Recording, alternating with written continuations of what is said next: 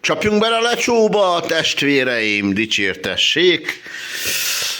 X-es Laci az X-Motors-tól, egy csodálatos, a kedvencem a BMW.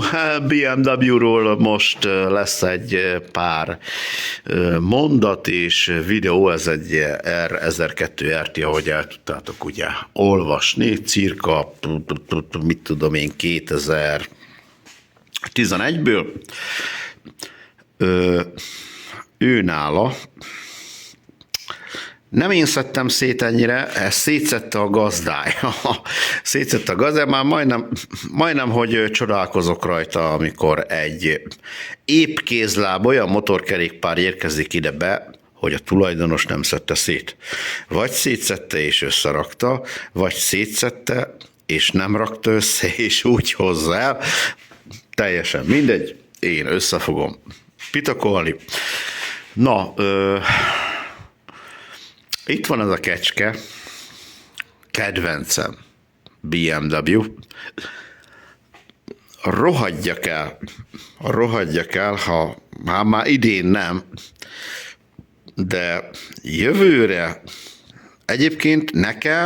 nekem ez az RT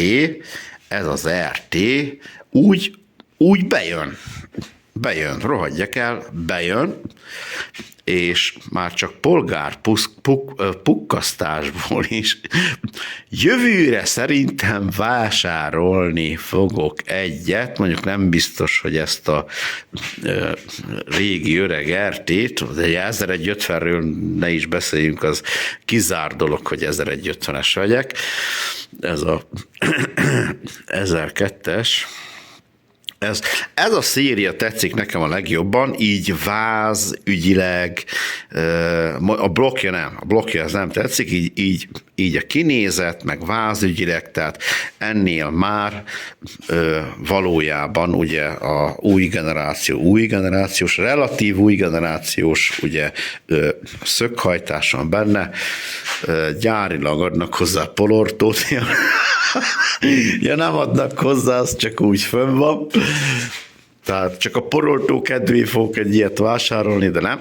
Tehát a szöghajtás már az idézőjebb, az újabb generációs, meg ennél most nem engedem le, nagyon magasra van engedem, éppen szelephézag állítás, pitakolás folyamatát fogom majd itt művelni.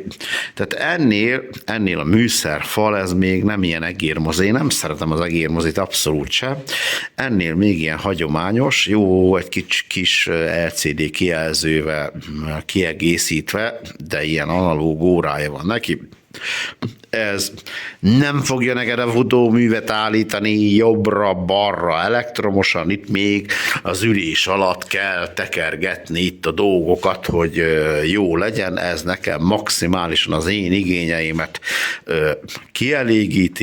kielégít, ugye ennél már 1150-től eltérve, itt már átdolgozták Deutschland Technik mérnök urak, ugye az ABS, tehát ebben egy relatíve hiper-szuper egymotoros ABS van már, és ez nem szokott bedögleni, mint az 1150-ben, ugye a két motoros, az mindig bedöglik, olyan 1150-es BMW-t nem is nagyon láttam, csak nagyon ritkán, amelyiknél jó volt, maximálisan jól működött az ABS, vagy kurva kevés kilométer volt az 150-esbe, vagy pedig már elküldték Németországba, és felújították cirka $500,000. Na mindegy, nagy általánosságban ugye kiszokták a 150-esekből kötni az ABS-t, és akkor utána nincs vele probléma. De utána ugye érezni kell az első, illetve a hátsó féket a pilótának. Na ugye ennél a 11-es modellnél már megoldották azt, hogy ugye itt a tank alatt, nem tudom mennyire látszódik, az egymotoros ABS van benne, ennél már kulturáltabban van elhelyezve valójában az akkumulátor, mert itt van az ülés alatt, nem a tank alatt van, mint az 1150-nél, hogy le kell róla bontani az Atya Úristent is, hogy ki tud venni magát az akkumulátort, esetlegesen télire, mondjuk teljesen fölöslegesen, hogy kikötsz egy annál is a 150 RT-nél ugye kikötöd, valójában kihúzza a két madzagot, és akkor bírod a helyén is tölteni, de ez is egy jobb dolog, hogy leveszed az ülésbe, az ott van az akkumulátor, mint egy normális motornál, nem kell szétszedni hozzá, meg tankot leszedni, meg minden fasz. Ennél már 1002 RT-nél teljesen más a tank is, tehát a 150-esnél jobb oldalt volt neki, ugye a benzinszivattyúja, itt már baloldalt van, fönt van, amannál még lent volt, etc. Tehát azt akarom ezzel mondani, hogy nem sok év különbség van idézőjelben a kettő között, de óriási változások vannak, ugye itt a szöghajtás ugye átkerült a másik oldalra, vagyis nem a másik oldalra, hanem teljesen az idézőjelbe, a újabb fajtáé már, itt a vezérlés totálisan más a injektor, meg totálisan más az egész motorkerékpár, és azt akarom ezzel mondani, hogy ez a karosszéria, ez a tudás, és ez egy extrás, mert benne van a Kossuth rádió, meg a Petőfi rádió is. Ott van. Lehet nyomkodni, bívelni a gombokat, meg ugye már itt a kormányról tudod is vezérelni, például, hogyha felkapcsolod a magnót, akkor a hangerőt tudod róla vezérelni. Természetesen ilyen hiper-szuper dolgok már az 150-esben nem volt. Most azt akarom mondani, hogy ez a karosszéria ezzel a tudással nekem maximális volna, de viszont a blokk,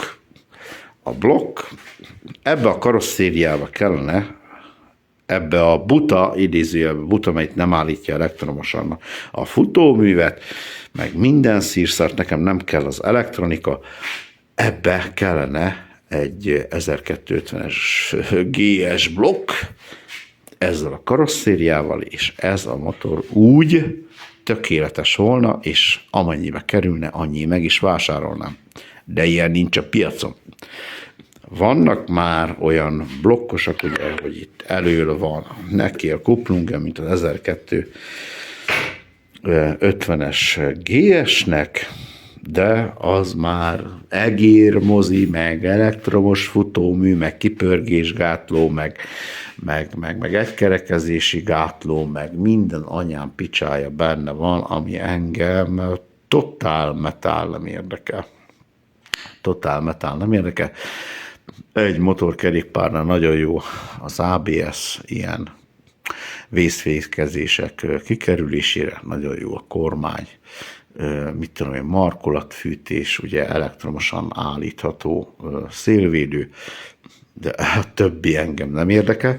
Ugye, hogyha ez az 1002 RT ebben a szériában már nem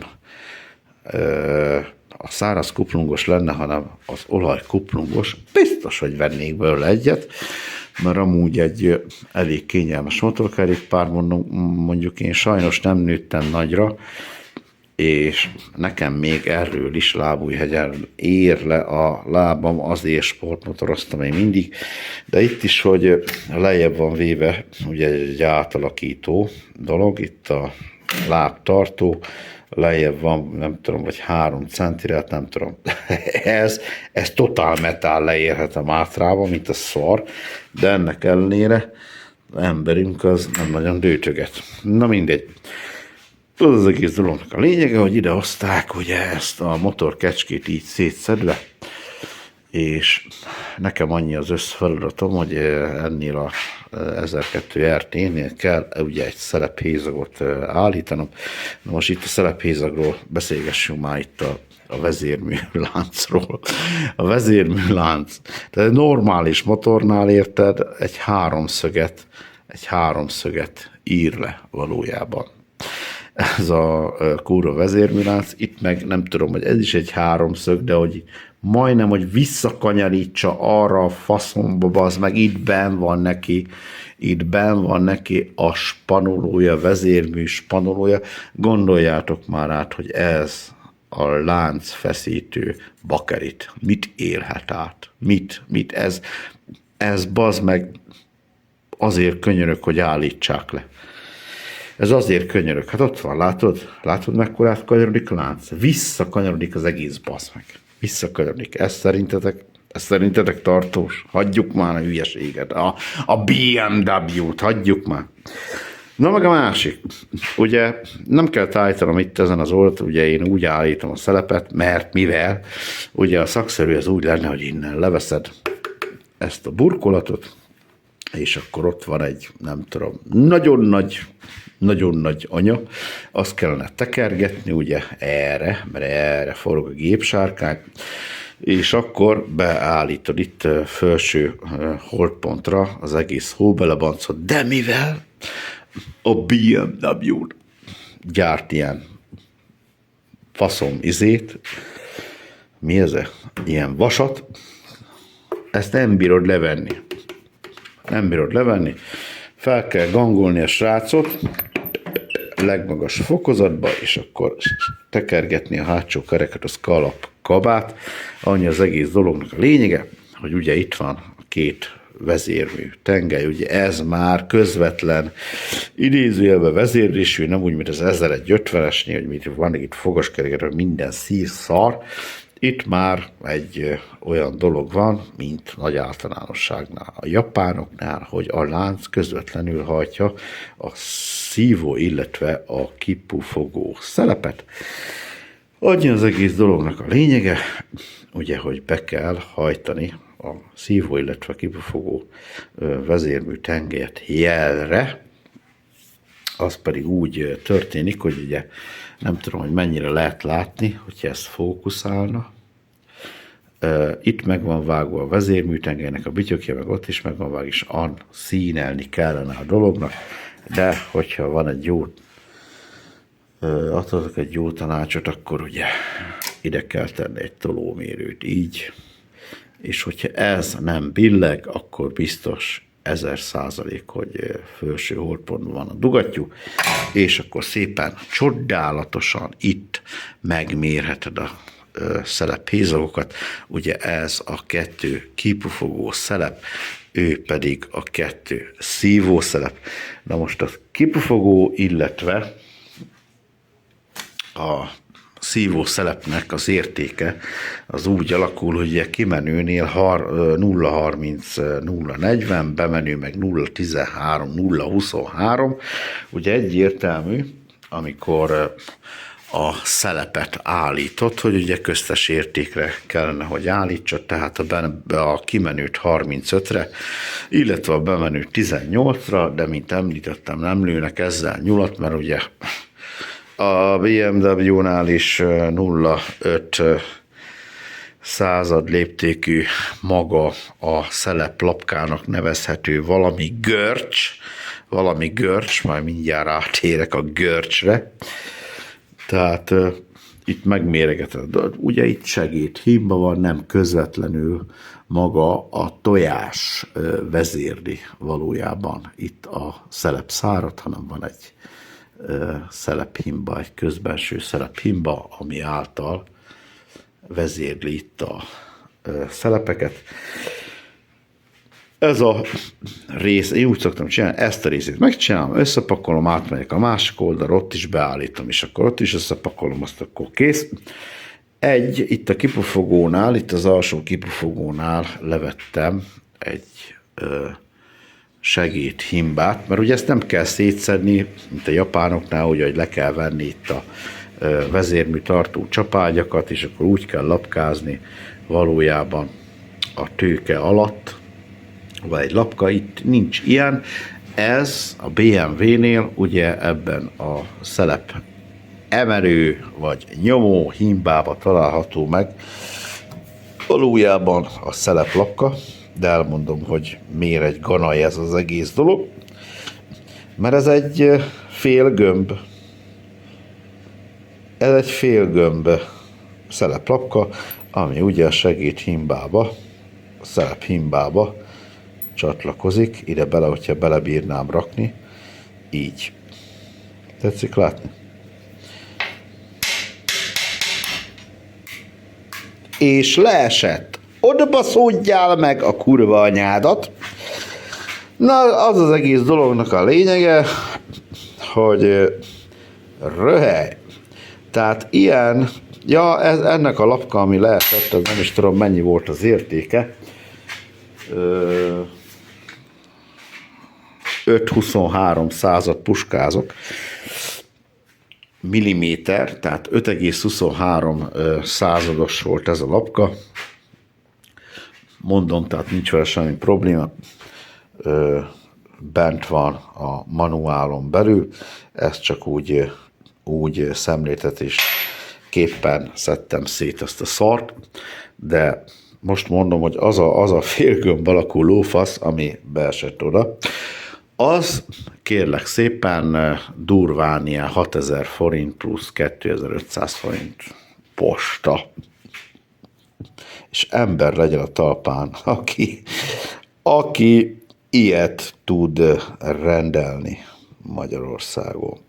Mert vannak itt speciális cégek, amelynek mindig mindenből minden van, csak amikor rákattintasz, akkor kilöki a saját cikkszámot, ennek a BMW lapkának, ez a félgömb, tehát ez olyan, mint egy csapágygolyó, csak éppenséggel le van belőle annyi, úgy van elvágva, hogy ugye adja itt a méreteket, mert a csávókámnál minden van, a saját cikkszáma alapján, de az, hogy kiírná, hogy ez egy 5,15 százados lapka, vagy 5,20 százados lapka, vagy mit tudom én, az nincs neki kiírva, verjem a szájába, csak az van kiírva, a saját cikkszám. Most a büdös apát faszából tanáljam ki azt, hogy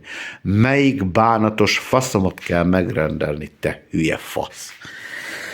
Na, úgyhogy igen, tehát a BMW-sek arra készüljenek föl, hogy ilyen lapkázás is nem 2 forint, mert nekem jelen pillanatban egy darab sincsen itthon, mert ugye nekem van KTM lapkám, nekem van japán lapkám, van mindenféle lapkám, de BMW-hoz nincsen.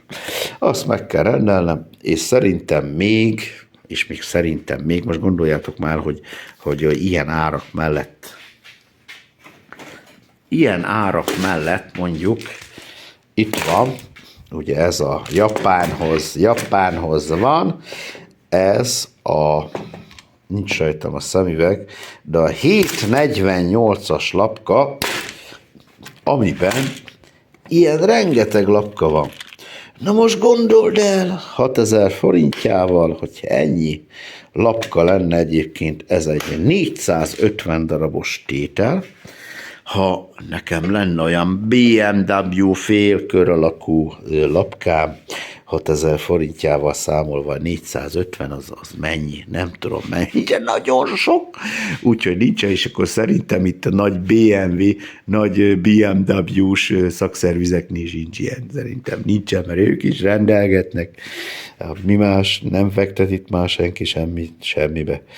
Na, úgyhogy ezért is ilyen drága, illetve ilyen drága a BMW-nak a szervizelése.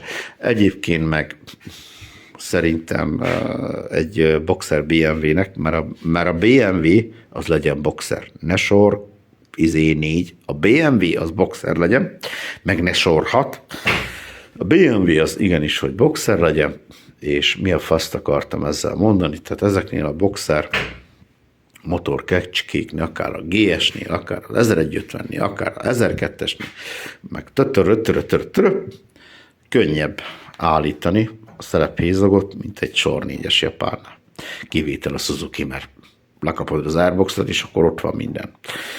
Jó, úgyhogy ennyi erről a kis kecskéről, természetesen majd a szelepet beállítjuk, meg nem tudom még mi van vele, ilyen, hogy kuplung folyadékot kell nála cserélni, illetve fékfolyadékot kell nála cserélni, meg tudja a pinám, hogy még mit kell nála cserélni, de BMW-nél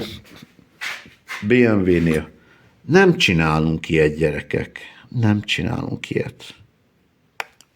A rigán lehet így hidegvágóval bütykölni, de egy BMW-n, de haragudjál, egy BMW-n ne csináljunk már ilyen munkát, jó? Mert ez csak egy BMW. Na, ennyi volt ez a röpke kis hülyeség, amit itt előadtam nektek. Köszönöm, hogy néztetek. Az Isten meghágjon benneteket.